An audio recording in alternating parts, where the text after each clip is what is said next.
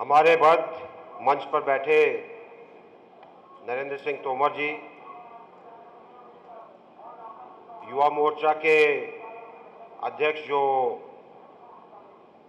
पूरे इस सम्मेलन के अंदर बड़े सक्रिय रूप से व्यस्त हैं, अनुराग ठाकुर जी, राहुल जी, सभी युवा मोर्चा के पदाधिकारी और सभी युवा कार्यकर्ता हैं जो यहां पर मौजूद हैं, आप सबको नमस्कार, आप सबका अभिनंदन करता हूं।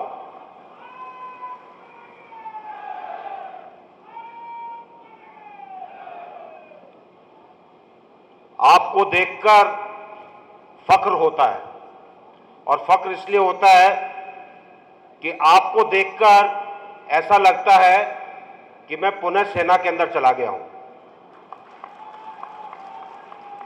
क्योंकि हमारी सेना के अंदर जब युवा आता है, चाहे वो सिपाही के रूप में हो, चाहे वो अधिकारी के रूप में हो, उसके अंदर एक ही भावना होती है कि उसके लिए राष्ट्र सर्वोपरि है, उसके ऊपर और कुछ नहीं है। और आपके अंदर भी एक ही भावना है कि हम राष्ट्र का निर्माण करेंगे, हमारे लिए राष्ट्र सर्वोपरि है। और इसलिए एक लगाव है युवाओं के साथ, युवा शक्ति के साथ। आज हमारा देश एक युवा देश बोला जाता है और आप सब इस देश के भावी निर्माता हैं, भावी कर्णधार हैं, देश को आगे ले जाने वाले हैं। और इसीलिए मैं अनुराग जी को बधाई देता हूं कि उन्होंने इतना बड़ा कार्यक्रम आयोजित किया है जिसमें सभी पार्टी के युवा आकर भाग ले सकें और यहां से कुछ ले जा सकें अपने साथ, जिससे कि देश को आगे ले जाने के अंदर सहायता मिले। मैं विदेश नीति के बारे में तो बोलूंगा, लेकिन क्योंकि आप मेरे सामने बैठे हैं इसलिए कुछ युवाओं की बात करनी जरूरी है। देखिए, कई बार सुनाई देता है और खासकर उन दलों से जो हमारे विपक्ष में हैं, वो हमारे युवाओं को, पार्टी के युवाओं को, राष्ट्रीय स्वयंसेवक संघ के युवाओं को कुछ ना कुछ बोलते हैं। लेकिन मैं जानता हूं जितना अनुशासन और जितना राष्ट्र के लिए प्रेम हमारे पार्टी के युवाओं में है और किसी के अंदर नहीं है। अगर आपको याद होगा, राष्ट्रीय स्वयंसेवक संघ की कार्यशैली को देखते हुए, उनकी कार्य क्षमता को देखते हुए, खुद प्रधानमंत्री उस समय के जवाहरलाल नेहरू जी ने उनको गणतंत्र परेड के अंदर शामिल किया था। लोग बाग इस चीज को भूल गए, लोग बाग इस चीज को भूल गए कि राष्ट्रीय स्वयंसेवक संघ ने कितना काम किया था। और आज जब आप सब लोग काम कर रहे हैं तो हमारे लिए जरूरी है कि हम आने वाले युवाओं के लिए मार्ग प्रशस्त करें। बाकी जो युवा भटक गया है दूसरी पार्टियों के दुष्प्रचार से, उनको सही रास्ते पे लाने का काम करें। आज अखबार जब देखा सुबह तो पता चला कि एक हमारा देश का युवा, जिन्होंने, जो कि जेएनयू के छात्र नेता हैं, उन्होंने कहा कि मेरे लिए अफजल गुरु नहीं बल्कि रोहित लीडर हैं, मेरे लिए वो एक प्रेरणा स्रोत हैं। मैंने अपने मन में कहा कि रोहित ने भी तो याकूब मेनन के लिए एक गोष्ठी करवाई थी। क्या हम उन्हीं लोगों के कदमों पे चलना चाहते हैं जो देश के तोड़ने वालों के साथ हैं? क्या हम उन लोगों के साथ चलना चाहते हैं जो देश के अंदर आतंकवाद को बढ़ावा देते हैं? क्या हम उन लोगों के साथ चलना चाहते हैं जो इस देश को गाली देते हैं? निश्चय आपने करना है। मैं सोचता हूं कि हमारा युवा, खासकर आप, वो हैं जो देश को जोड़ेंगे, तोड़ेंगे नहीं। आप वो हैं जो देश को आगे लेकर जाएंगे, देश को उन्नति की राह पर लेकर जाएंगे, देश को पीछे नहीं खींचेंगे। और आप वो हैं जो अपनी देश को, अपनी मां को गाली नहीं देंगे, उसकी प्रशंसा करेंगे, उसके सामने नतमस्तक होकर उसके लिए काम करेंगे। अगर मैं गलत हूं तो कुछ मत बोलिएगा, लेकिन अगर मैं सही हूं तो हाथ उठाइएगा। एक बार जोर से बोलेंगे, भारत माता की। धन्यवाद। अब हम आते हैं कि हमको करना क्या है युवा के तौर पर। आज जब विघटनकारी शक्तियां देश के अंदर हैं, खासकर वो राजनीतिक दल जिनको विजय नहीं मिली, जिनको कहीं कुछ दिखाई नहीं देता, तो आपका और हमारा काम है कि हम देश में हर नौजवान को, हर युवा को, हर देश के सिपाही को, हर देश के नागरिक को ये बताएं कि देश को कैसे आगे लेकर चलना है। हमारे माननीय प्रधानमंत्री जी ने बहुत सारी चीजें देश के सामने रखी हैं, बहुत सारी योजनाएं रखी हैं। उन योजनाओं को लेकर देश को जोड़िए, देश को आगे लेकर चलिए। फिर देखिए, आप खुद इस अगुवाई के अंदर सबसे आगे दिखाई देंगे, लोग बाग आपके पीछे पीछे चलेंगे, आपको एक लीडरशिप का मौका मिलेगा। आपने जब यहां से जाएंगे, एक ऐसा संदेश लेकर जाना है कि कैसे हम अपने युवा मोर्चा को, कैसे हम अपनी पार्टी को और कैसे हम अपने देश को ज्यादा मजबूत कर सकें। और अगर इस चीज का संकल्प आप लेकर जाएंगे तो मानकर चलिए, आपके आगे कोई नहीं टिक सकता। एक का आपकी क्षमता जो है, उसके लिए आपको 4 लाइन बताता हूं एक कवि की। है विघ्न नहीं कोई जग में, है विघ्न नहीं कोई जग में, जो रोक सके आदमी को मग में। है विघ्न नहीं कोई जग में, जो रोक सके आदमी को मग में। थम ठोक ठेलता है जब नर, पर्वत के जाते पांव उखड़। मानव जब जोर लगाता है, पत्थर पानी बन जाता है। आपके अंदर तो इतनी ताकत है। अब मैं कुछ बातें विदेश नीति के बारे में बताता हूं आपको। देखिए, जब से हमारी सरकार आई है, हमारी विदेश नीति के 3 बड़े हिस्से हैं। पहला है संपर्क, दूसरा है संवाद और तीसरा है इनका परिणाम। संपर्क से मतलब है कि हमने अपने इस कार्यकाल के अंदर ज्यादा से ज्यादा देशों से, ज्यादा से ज्यादा दूसरे देश के नेताओं से, उनके ऐसे लोगों के साथ जो वहां पर उनके वैचारिक का चीजों के ऊपर असर डालते हैं, उनके साथ संपर्क भी रखा है, संवाद भी रखा है। तकरीबन इस दौरान 120 देशों के साथ या तो हमारे नेतागण वहां पर गए हैं, या उनके नेतागण हमारे देश में आए हैं, या किसी ऐसी जगह पर जहां पर कोई बड़ी कॉन्फ्रेंस हो रही हो, हमने उन लोगों के साथ मिलाप किया है ताकि देश के संबंध सुधरें। और यही कारण है कि आज जहां पर भी कोई हमारा सरकार का नुमाइंदा जाता है, वहां के देश के जो मंत्री हैं, जो नेता हैं, वो यही कहते हैं कि अपने प्रधानमंत्री जी को कहिए हमारे देश का भ्रमण करें, हमारे देश में आए, क्योंकि हमारे देश के लोग उनको देखना चाहते हैं। ऐसा पहले कभी नहीं था। कभी नहीं था ऐसा पहले कभी कि हमारे प्रधानमंत्री को हर देश चाहे कि वो वहां पर आए और लोगों के साथ बातचीत करें। ये है हमारी विदेश नीति का परिणाम, जिससे कि आज दुनिया हमारे देश को देखती है कि हमारा देश कहां पर है। आज दुनिया के सब देश कहते हैं कि भारत प्रगति की राह पर है।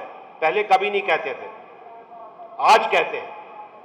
आज दुनिया का हर देश कहता है कि हमको भारत के साथ व्यापार करना है, हमको भारत के साथ संबंध सुधारने हैं, हमको भारत के साथ वो सब कुछ करना है जिससे कि हमें भी उसकी मदद मिले और भारत के अंदर वो काम हो। ये हमारी ये जो 3 चीज जो मैंने बताई उसका परिणाम है। सबसे पहला काम जो हमारी सरकार ने किया वो था कि कैसे हम अपने पड़ोसियों के साथ अपने संबंध सुधारें, और इस राह में हमारे प्रधानमंत्री जी ने पहली बार इस देश के इतिहास में अपने पड़ोसी देश के जो राज्याध्यक्ष हैं, जो उनके प्रधानमंत्री हैं, उन लोगों को अपने शपथ ग्रहण समारोह के अंदर बुलाया और एक संदेश दिया उसके मार्फत कि देखिए, हम आपकी तरफ दोस्ती का हाथ बढ़ाना चाहते हैं, हम आपसे संबंध सुधारना चाहते हैं। और इसलिए उनके साथ संबंधों के अंदर एक गति मिली, हम आगे की तरफ बढ़े। और अब अगर मैं आपको बताऊं, अगर हम हर देश को लेते हैं अपने जो हमारा पड़ोसी है, तो आप देखिए नेपाल में 15 साल के बाद किसी प्रधानमंत्री ने वहां पर जाकर भ्रमण किया। पहली बार 15 साल का अंतर था, कोई नहीं गया था प्रधानमंत्री 15 साल से। हमारे नेपाल के साथ संबंध अच्छे हुए हैं। अखबारों में कई चीजें निकलती हैं, कई चीजें डाली जाती हैं, लेकिन मैं आधिकारिक तौर पे आपको कह रहा हूं कि नेपाल के साथ जिस तरीके से हमारे संबंध सुधरे हैं, पहले कभी नहीं सुधरे थे। आज हम नेपाल के साथ एक दीर्घकालीन विद्युत योजना के ऊपर बातचीत कर रहे हैं, उनके साथ समझौता हुआ है ताकि हम उनको बिजली दे सकें और वो अपने नागरिकों को इसका फायदा पहुंचा सकें। ये चीज आज तक कहीं ना कहीं अटकी हुई थी, लेकिन अब जब संबंध सुधरे हैं तब जाकर ये चीज ठीक हुई है। इसी प्रकार जो हमने उनको एक राय दी कि अपने सब नागरिकों को लेकर चलिए, नेपाल के नेताओं ने इस राय को माना कि भारत सही बोल रहा है, हमको अपने सब लोगों को इकट्ठा होकर रखना है, और इसलिए उन्होंने कुछ अपने संविधान में बदलाव की चेष्टा की है ताकि वो सबको इसमें सम्मिलित कर सके। दूसरा देश हम लेते हैं भूटान। भूटान के साथ जिस प्रकार के हमारे संबंध हैं, जिस प्रकार हम भूटान की सहायता कर रहे हैं और जिस प्रकार भूटान हमारे ऊपर विश्वास करता है, शायद उससे पहले इतनी प्रगाढ़ता हमारे रिश्तों के अंदर नहीं थी। अब हम और आगे चलते हैं, हमारे पूर्व की तरफ म्यांमार है, बर्मा के नाम से जिसको हम पहले बोलते थे। म्यांमार के साथ हमारे रिश्ते स्थिर थे, कोई उसमें बदलाव नहीं था, लेकिन इस सरकार के आने के बाद एक गति मिली है इन रिश्तों को, और आज म्यांमार के साथ हमारे संबंध इतने सुधरे हैं कि हम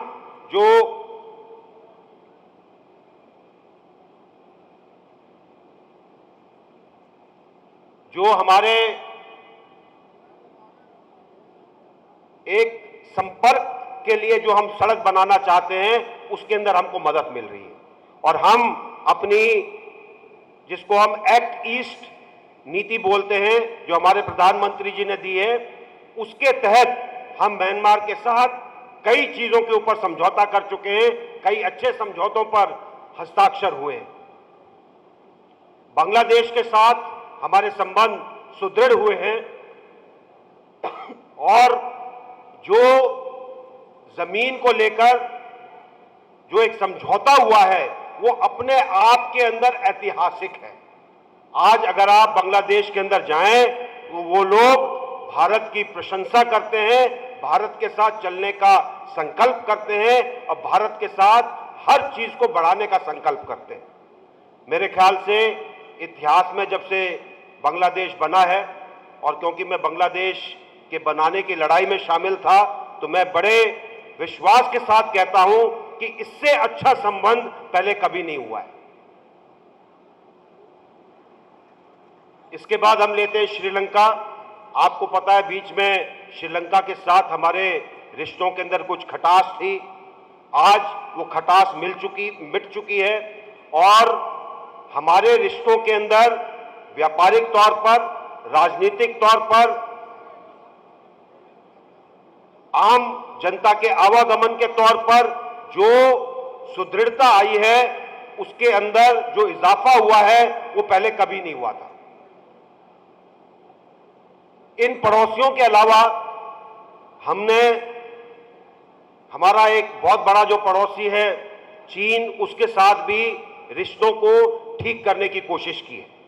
आपको पता है कि हमारे और चीन के बीच में एक सीमा विवाद है, एक जटिल समस्या है जिसका आसान हल नहीं है, और इसलिए हमने जो रिश्ते अपने रखे हैं वो इस चीज से आगे बढ़ते हैं, जिसमें हमारे प्रधानमंत्री जी ने जो एक व्यक्तिगत तौर पर एक जो अपनी यात्रा के दौरान, चीन की यात्रा के दौरान और चीन के राष्ट्रपति की यात्रा जब यहां पर हुई उसके दौरान जो एक व्यक्तिगत संबंध बनाए हैं, उससे दोनों देशों के अंदर बहुत अच्छा सुधार हुआ है रिश्तों के अंदर। आज व्यापार के लिहाज से चीन भारत के अंदर 2 बड़े इंडस्ट्रियल पार्क बना रहा है ताकि मेक इन इंडिया के अंदर वो हिस्सा ले सके। हमारा चीन के साथ व्यापार बढ़ा है और हमें आशा है कि जो विश्वसनीयता की कमी थी हम दोनों के बीच में, उसको पाटने के अंदर कुछ मदद मिली। इसी तरीके से अगर हम पूर्व की तरफ और चले जाएं, जितने भी देश हैं, चाहे थाईलैंड हो, चाहे सिंगापुर हो, चाहे मलेशिया हो, चाहे वियतनाम हो, चाहे कंबोडिया हो, चाहे लाओस हो, इन सब देशों के साथ हमारे रिश्तों को एक नई दिशा मिली है। हमारे रिश्ते बहुत अच्छे हुए हैं। इसी तरीके से अगर हम दूसरे बड़े देशों को लेते हैं, अमेरिका के साथ जिस प्रकार से हमारे रिश्ते अच्छे हुए हैं उतने पहले कभी नहीं थे। दोनों के बीच में कुछ विश्वास की कमी थी, लेकिन जिस प्रकार वहां के राष्ट्रपति पिछले वर्ष हमारे गणतंत्र दिवस पर आए, शायद पहले कभी ऐसा हुआ नहीं है। और ये सिर्फ इसलिए मुमकिन हुआ क्योंकि हमारे प्रधानमंत्री जी ने जो एक अपनी व्यक्तिगत संबंध कायम किए, जिस प्रकार से उनको देखा जाता है वैसा कभी इतिहास के अंदर नहीं हुआ है। आप लोगों को जानकर खुशी होगी, जब जापान के प्रधानमंत्री भारत आए कुछ महीने पहले, तो उन्होंने कहा जापान भारत के अंदर ज्यादा से ज्यादा पूंजी लगाने के लिए उत्सुक है क्योंकि हमें प्रधानमंत्री जी आपके ऊपर विश्वास है। उन्होंने मोदी जी को यह कहा। पहले कभी सुना आपने ऐसा? तो ये एक भारतीय जनता पार्टी के अगुवा, एक सम्मानित हमारे प्रधानमंत्री जी के ऊपर जो विश्वास है, जो उनकी नीति है उसके ऊपर जो विश्वास है, उससे दूसरे देशों के जो राष्ट्राध्यक्ष हैं वो ये सोचते हैं कि हम इस विश्वास के सहारे जो कुछ भी हमारे भारत के अंदर करेंगे उससे उनको भी फायदा होगा, भारत को भी फायदा होगा। रूस के साथ हमारे संबंध अच्छे हुए हैं, जर्मनी के साथ हमारे संबंध अच्छे हुए हैं, और इसके अलावा एक और चीज हमारी विदेश नीति के अंदर हुई है। हमने अपने नागरिकों को एक संदेश दिया है कि अगर आप कहीं पर भी हो पूरी दुनिया में, हम आपकी रक्षा के लिए, हम आपकी सहायता के लिए हम आपकी मदद के लिए हमेशा तत्पर हैं।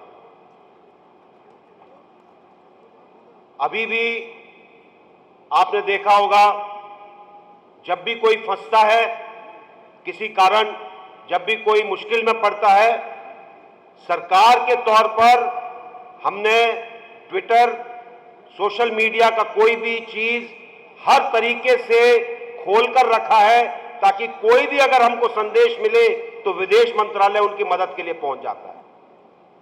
हमारी सरकार के आने के बाद हमने पहले लीबिया से लोगों को निकाला, उसके बाद इराक से लोगों को निकाला।